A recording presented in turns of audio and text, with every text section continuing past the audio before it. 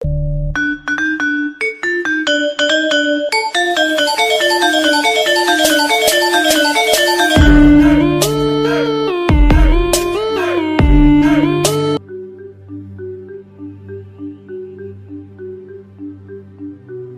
datang di channel kami. Jangan lupa klik like dan subscribe serta bagikan video ini.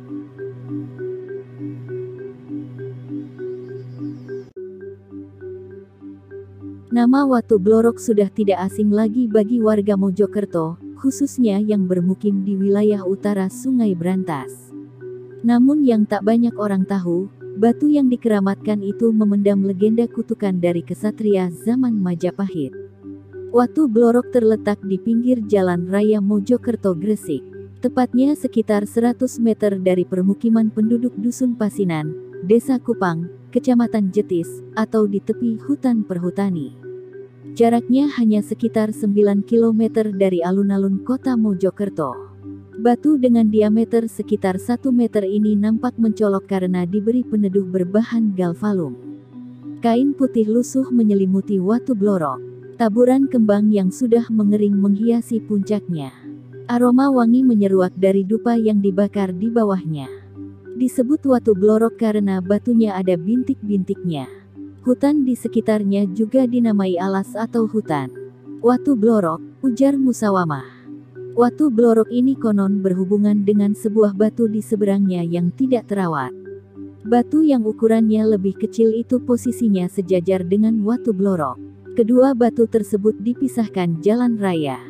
Legenda yang selama ini dipercaya masyarakat setempat, Watu Blorok merupakan jelmaan Roro Wilis.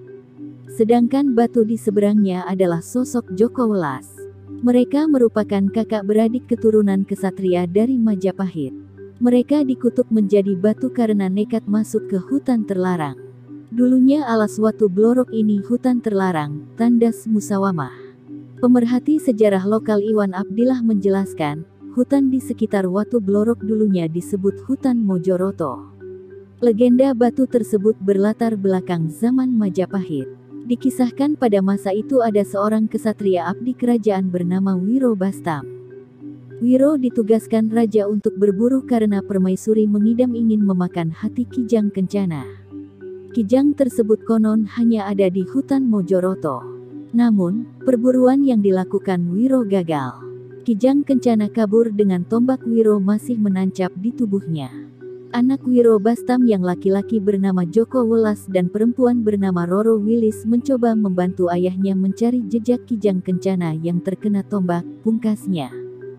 Dalam perjalanan ke hutan Mojoroto, lanjut Iwan, Joko Welas berduel dengan para pertapa di sebuah sendang karena terjadi salah paham di antara mereka.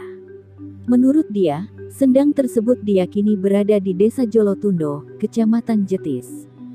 Sedangkan adiknya, Roro Wilis tercebur ke sumur beracun di hutan Bendo, Jolotundo gara-gara dijebak seorang nenek tua. Kulit sekujur tubuh Roro Wilis menjadi berbintik-bintik hitam putih atau blorok karena tercebur ke sumur beracun itu. Saat adik kakak ini bertemu, Joko Welas tidak percaya perempuan itu adik kandungnya. Beberapa waktu kemudian Wiro Bastam menghampiri mereka. Melihat kedua anaknya saling berdebat, dia menanyakan apa yang sedang terjadi. Dua-duanya malah diam 1000 bahasa. Wiro Bastam marah sambil mengutuk kedua anaknya tersebut menjadi batu, ungkapnya. Salah seorang warga yang dituakan di Dusun Pasinan Sauji mempunyai versi sendiri terkait legenda Watu Blorok. Pria 86 tahun ini tinggal di kampung ini sejak Maret tahun 1965.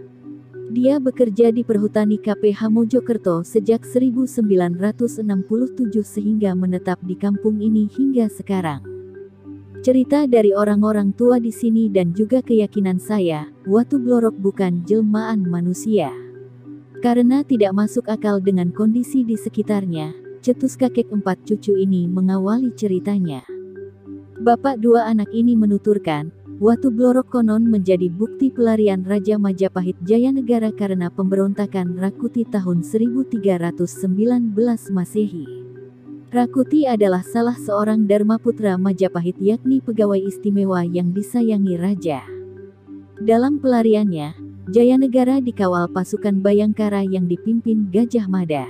Rombongan raja bersembunyi di hutan Mojoroto yang kini disebut hutan Watu Blorok.